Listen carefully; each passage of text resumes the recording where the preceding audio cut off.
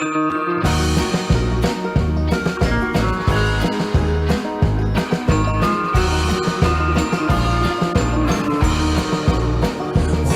to wake up. We need to wise up. We need to open our eyes and do it now, now, now. We need to build a better future, and we need to start right now.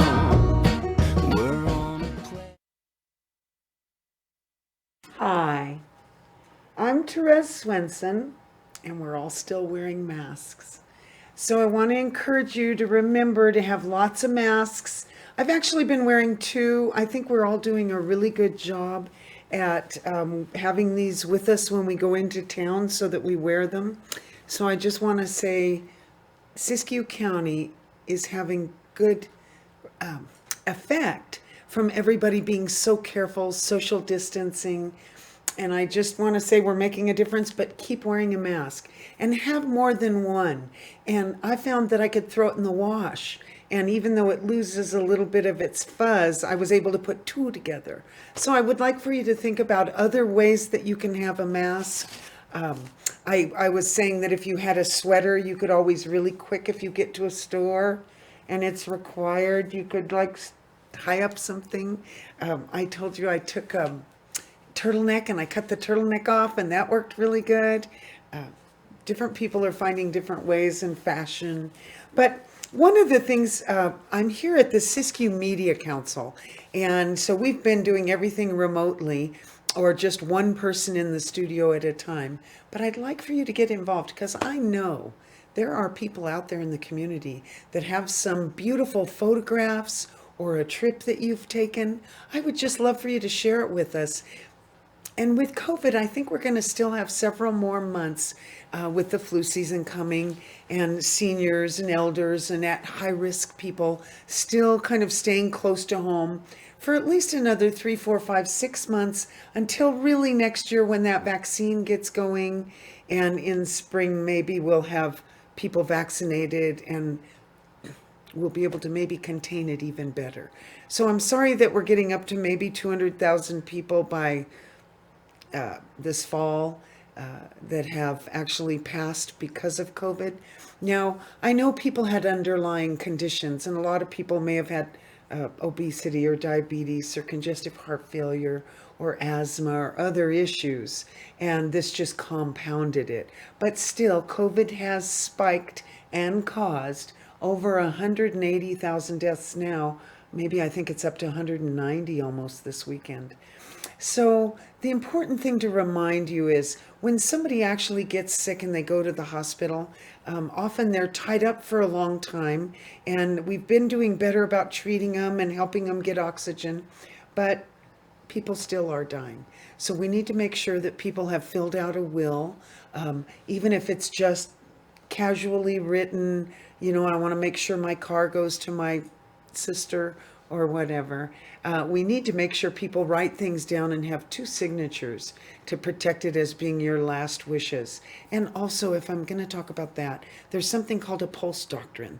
They'd like everybody to think about that all the time. You don't just wait till you're old and in a nursing home, but they want you to think about if you are flatlining, can you give up your organs or can you let them pull the plug? And with this having to do with breathing, I think that question comes up. And we are having better effects at saving people, but we are having people die. So the longer we can stave this off and keep it,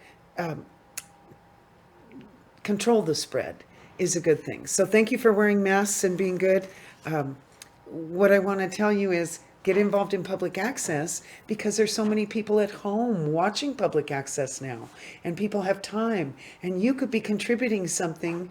Or okay, the other thing I like to encourage you to do, my father was a professor and he believed that we should somehow be published. And this program also runs up in Ashland. I've been doing shows up in Ashland under the topic of tough times. And there's a TV studio in Ashland that's doing the same thing we are here. We are Siskiyou Media Council in Weed, California, and we're in the Alvarado building. But in Oregon, in Ashland, by the Southern Oregon University, there's a digital media center. It has a beautiful studio, but right now people have been working remotely and submitting their work, just like I am, submitting my work to be put into the regular schedule. So I'd like to encourage you to get involved because there are people at home that would love to see the photographs you've taken. Or if you're a painter, maybe you set up a camera and show people how to do a sunset. Or if you're a musician and you've just learned favorite song that we all know the chorus, and you want to just, maybe kids at home are learning a new instrument. Or now that brings up school. I wasn't going to go to school right now, but we're calling it back to school. So I'm going to start in right now about back to school. A lot of people are, whether or not they're putting the kids in school, there will be a lot of help at home from the parents. There'll be a lot of students that need help with different classes, and people may be considering getting tutors.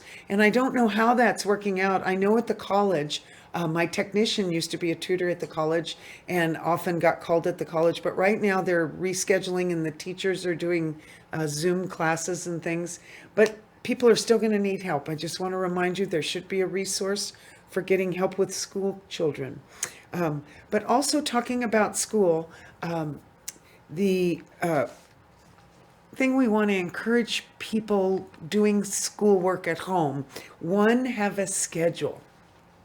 Another idea I saw is have some different baskets or boxes, or you can buy fancy things in the store, but someplace for the kids to kind of throw their projects together or their studies together. Give them a place to set it aside where it doesn't get mixed in with everybody's routine. And maybe we have to talk about having a bit of a schedule during the day, but it's important to get up every 15 to 30 minutes and stretch and move and get those shoulders back because we're curling up, and we need to tell people to get up and move, get that oxygen to all of your organs. So whether you do running in place or take the dog for a walk or go push-ups against a wall, or I don't know, go outside and stretch. Every 15 to 30 minutes, the kids need to get away from their computer time or their workspace. Also, we might want to think about, in the old days, we used to play cards and do things one-on-one in families. I think board games are having a bit of a resurgence. I know people love to play games with computers, but it's also nice to sit around the table after dinner and try a board game. Also, John and I were talking before the show, and he says, a lot of people are getting out and doing a little bit of camping and having time together. I like to say to you, have the kids get involved in making their own snacks and lunch during the day, but on the weekends, think about packing a family lunch and going out. Some people bike ride together, some people hike, some people like to go down to their city parks. I know up in Oregon, there's the beautiful Lithia Park, and then there's also the Independence Lake. And if you get out with family and friends and you're not in your pod, it's a good idea to wear a mask as you pass people. We're really being encouraged to just pay attention to wearing a mask when we're in other people's breathing space. And we've really done a good job here. We had weeks and months of nobody on the streets, and now we're trying to get our economy back. So we're doing a lot of things outdoors. I think we've had a real awakening among people. There's been a lot of businesses that got set up and then they had to close. So I'm sorry for that. There's a lot of people that work that didn't actually have the ability to get unemployment. There's a lot of service jobs where people are really struggling. I really feel for people that have to use the resources. I wish somebody could come up with a way to reduce lines. Everywhere you go, people are in such lines. If we could figure out a way to have people not waiting so long to get the things they need. Okay, so camping, what else was I going to talk about?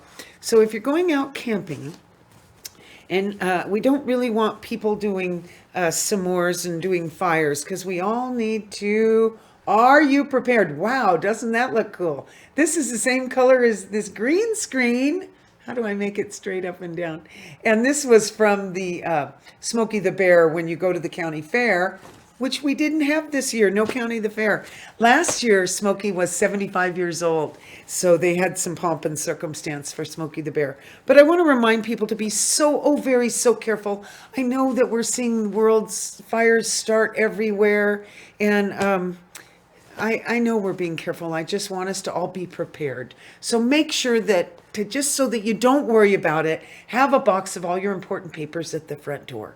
Make sure you know where your car insurance papers are and things like that, and just have it ready to go. And then you don't have to worry about it if they tell you to evacuate. Oftentimes people evacuate and come home, but the air quality can become too unhealthy to stay. So I really believe that these fires are well attended, and I'm not trying to create fear. I'm just trying to create consciousness where we be extra special careful and remind kids that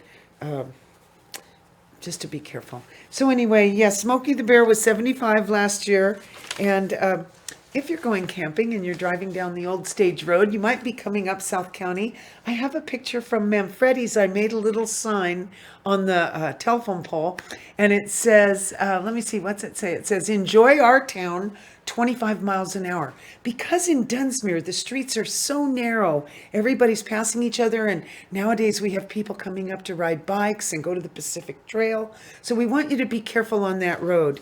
And so I made a sign just to remind people to slow down, that they'll get there at last.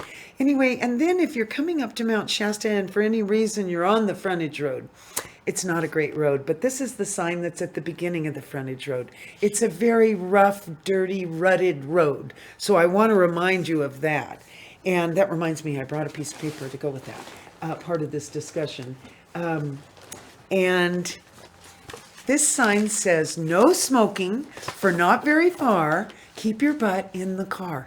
Now, the reason I did that is Cantera 20 years ago had a terrible crisis where they had a river spill. A train went around the Cantera loop and caused a spill. But as the people saved as many years now, the canyons come back, but it's full of pine needles. And I worry about people that come from the big city. They're used to smoking a cigarette. I know we're not trying to smoke, but the people that do smoke, they're used to living on asphalt and just throwing out a cigarette. And so I really worried about Cantera Loop, that somebody might not realize it's full of pine needles. So I wanted to encourage people to keep their cigarette butt in the car. So that's the reason for that sign. But as you go down Cantera Loop and you're going towards Old Stage Road, which gets you to the Lake Shasta, there's another sign that I put up that says, forest fires start from scratch. I kind of stole this from Burma Shave. So think before you strike that match. And that's also, again, in the Cantera Loop everywhere, just reminding people, be careful. And then if you get to the end where you turn onto South Old Stage, I put up a sign on the railroad that says, stop, look, and listen. Because sometimes the trains are coming along and you got to really take your time and look. There is a railroad crossing there, so you wouldn't get hurt. But right at that location, I have a sign. I don't know if I sent it to John. It says, Dusty Road up ahead. I'm not sure if I sent you that one. Turn left and go to I-5 instead. Because when you're on South Old Stage, your choice is to go Cantera Loop, which is a terrible, dusty, rutted road. And so I made a sign that said, okay, people, ruts in the road. Don't say to me, you weren't told. Cantera saved. That's my next one. I do little templates before I make signs. But you people might be seeing my signs around town, because I put it down at Tin and Dolly Park. I don't want kids in the water with bare feet, because a lot of people fish there. So I made a sign that said no bare feet. And oh, did you get the one of the dog park? I'm not sure if we transferred that over. I sent one of a dog park. Oh, I was in Santa Cruz and I made a sign that said no cats allowed. That was kind of a joke, because I don't think cats really want to go to a dog park. But John took a picture of it and I sent it in. It hasn't gotten here yet, but it said, he said to me, your sign is still keeping the cats out. So that was kind of fun. Anyway, I'd like to encourage you to get involved in public access, because so many people are at home. But I also want to encourage you to read the paper. I'm always telling people, it has a TV guide for those of you that actually are looking for some of the series that are coming up for this fall. The newspaper has been talking about how safe are schools. And So, John, you're so cute. He just gave me a sign I made for the studio. Oh, here, I have to show you. I made this sign for our studio because when you're sitting here and you're looking at the camera, you have to remember to smile because you can't be so serious when you're on. Thanks, John, you're a doll. So when I was talking about newspapers, they're talking about how safe are schools and what we can do to get ready for school. It's important for the kids, even if they're going to be homeschooling, to maybe have something that they feel like they got to wear, a new shirt or something new, even if they're going to be homeschooling. Because even if you're helping them at home, you'll be going out on little outings and little day trips and things. So, and the kids, of course, will be wearing masks, I'm sure, and washing their hands and being careful. And then when they come home, John reminded me this. When the kids come home, it's so important to remind all the kids the minute they walk in the door, head straight to the sink and wash off any germs that you collected that day. We really need to remind people that that's the way we can stay safe. They say it's not on all surfaces, but the reason we want to make sure they wash their hands is so they don't touch their own eyes and their own mouth and give it to themselves. So we are finding children seem to have less symptoms, but they still do get it, and we don't want anybody to get it. That's one of the things about herd immunity, if I can say. I know some people think, well, why don't we just all get it like measles or chickenpox? Well, the difference is people that have underlying conditions, it can be really take their breath away. And with the lungs, they're showing scarring, and they're even showing some scarring on brains as they do studies about this COVID. Now, that doesn't mean you can't reinvigorate that lung where the scarring is. One of the doctors suggests if you took up swimming, you could get your lung capacity back, but you might lose 20 to 30% of your lung capacity with this COVID virus. So we don't want people to get it, and we do want to try and blunt the curve. Anyway, what's in the paper this week that I wanted to tell you about, both in my Mount Shasta Herald and my Siskiyou Daily News. I love to get the paper. There's always so much in it, but there's a new sheriff in town. Hey, John, I want to put up his name so people recognize it. His name is Carl Hautman, and Sheriff Lope has been our sheriff for many, many years. Everybody recognizes Sheriff Lope. He's always been on the news and keeping us updated about fires and whatever's happening. So Sheriff Lope will be stepping down here in September the 15th, the weekend of the 18th.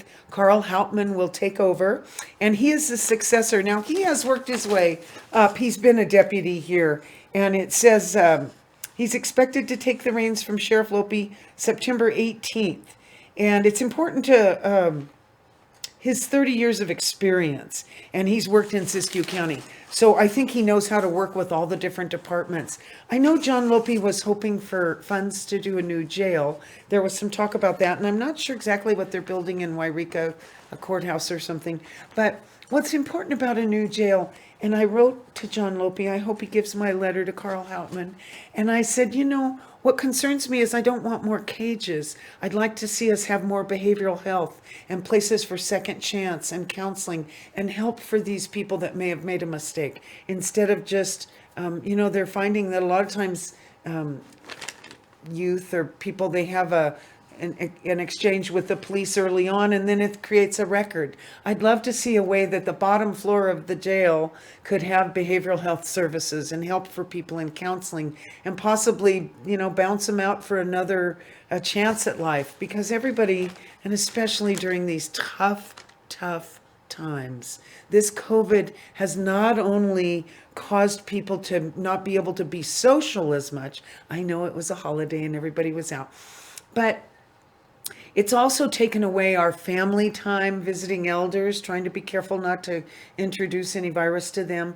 And it's made people just have to stay home and figure out how to get along and how to share space and share responsibility. And that darn dog wants to go out again. Anyway, so I think we're all finding out how to get along, and we do have a new sheriff in town. I just wanted to tell you that.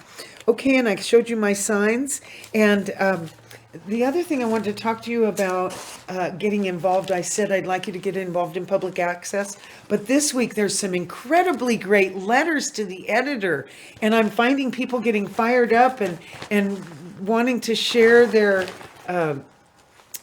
opinions. And I want to really encourage all of you to get involved and write letters to your editor. I think it's a good thing for kids. Maybe get a pen pal. And maybe some of the interesting stories they share with their pen pal, they can work into a student project where they have to write a paper. The other thing about kids and homeschooling, I started out by saying they might want to learn a new musical instrument. Hey, how about this? How about from September through December, if you have two kids, one of them learns a few sentences in French and one learns a few sentences in English. Spanish. And then they can maybe teach each other. I mean, what a time we have an opportunity to learn languages. When my father was in college, I think they made him learn Latin because it's the basis of a lot of languages.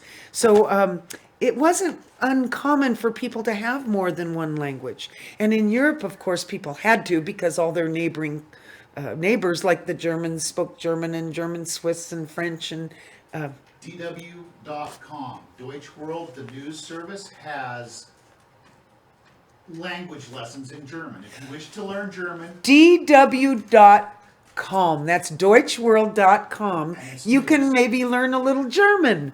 But anyway, I'm just thinking, what an opportunity for the children to choose some little something. Now, one of the things, my kids didn't love it, but I wanted them to learn sign language so they could talk quietly.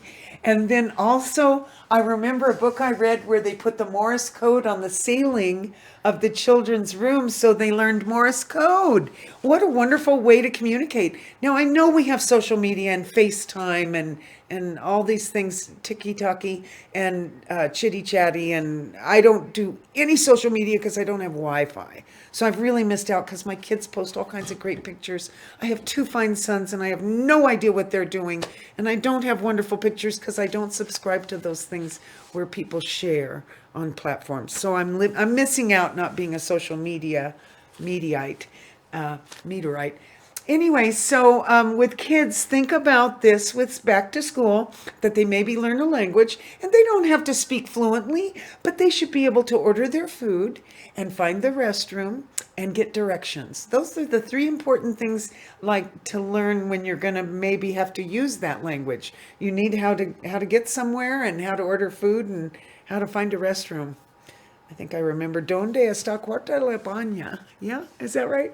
Anyway, and you have to be careful, like in Spanish, the word for soap and the word for ham. I mean, it would be so much fun if kids could take this opportunity to learn something they might not have otherwise, and maybe take up an instrument. When my kids were in school, they had band, and one of them played clarinet, and oh gosh, I can't remember what Colton played. But I think they don't do that anymore. But nowadays, with programs in the computer, they can get a keyboard maybe and learn one song by Christmas, or a flute and learn one song by Christmas. And just think about for the school year, for back to school, that you might want to have the family do a family song that they send out instead of one of those letters that's 3 pages that not everybody has time to read. Sometimes you do get snowed in or something and you're glad somebody gave you a big story. I do have a girlfriend that I love dearly, and she's very much a Trump supporter and listens to the Q, and she recently sent me these 2 newspapers. It's called the Epoch Times. Am I saying that correctly? And it does talk about, there's a whole newspaper that has this alternate reality. It's interesting to me that during these political times, there are those of us that hear something and we believe we understand it, and there's a whole nother view to it. So I think it's important that we all find ways to talk and share and fact check, because I think it's the most important thing is the possibility that we're getting misdirected. And especially if you've searched something and implied to that search engine that you belong to one party or another, they will feed you so much more of what you're searching. So it's really important for all of us to make sure that, to make sure that we stay current. Hey, I don't know how much time I have, but I ran across this book. Time Life used to have these wonderful series that they did, and they were wonderful pictures. I know nowadays you can search things on the internet, but as I've said before, when you have a book like this, and it talks like this one's all about upstate New York, and New Jersey. And what I found interesting is this was written 50 years ago. And they talk about saving the environment. They were talking about it then. Now, part of that was because the Hudson River was so dirty and they were cleaning it up. And they were talking about what was the disease like 100 years ago. People were worried that when their water was polluted, that they had to worry about Cholera. typhoid fever and cholera. And these are things that you can get through disease transmitted water contaminated with human waste. Now, the other thing besides typhoid fever, it's not the only disease that's transmitted by polluted water. Also this hepatitis. So anyway, the point is 50 years ago, our government was looking at ways to clean up waterways and water systems and to stop the spread of infectious diseases. I said before, I think wearing gloves around the turn of the century might be because people were afraid of diseases. I don't know. Like I said, I've been wearing gloves when I go into town, just to make sure I don't pick up something that's been left here by a tourist.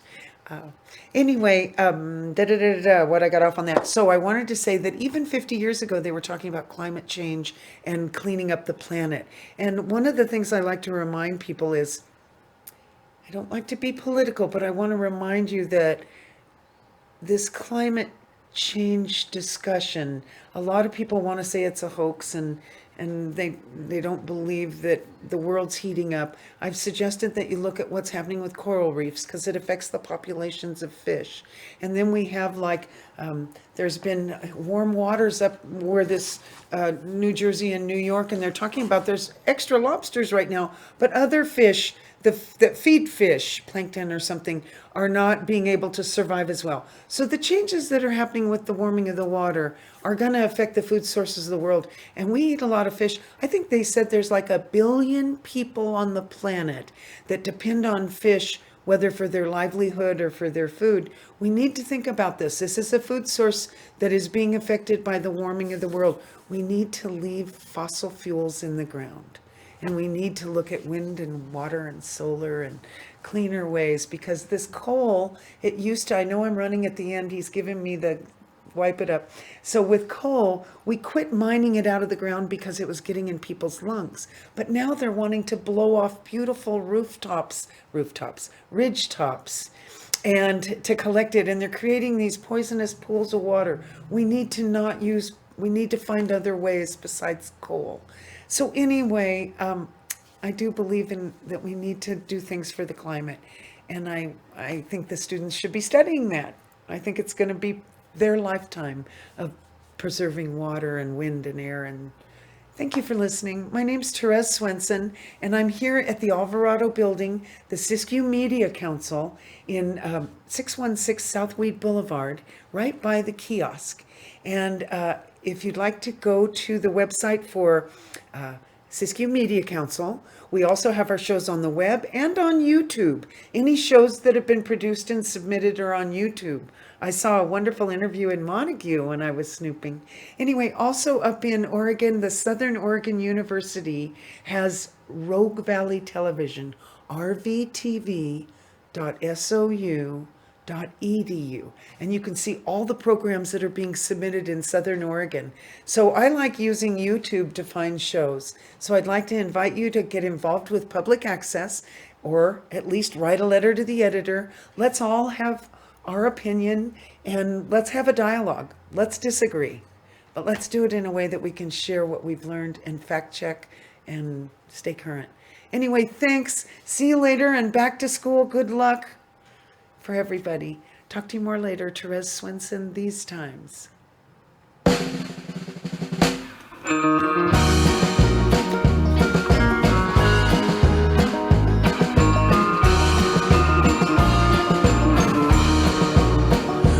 need to wake up. We need to wise up. We need to open our eyes and do it now, now, now. We need to build a better future, and we need to start right now.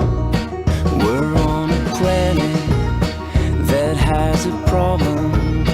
We've got to solve it, get involved.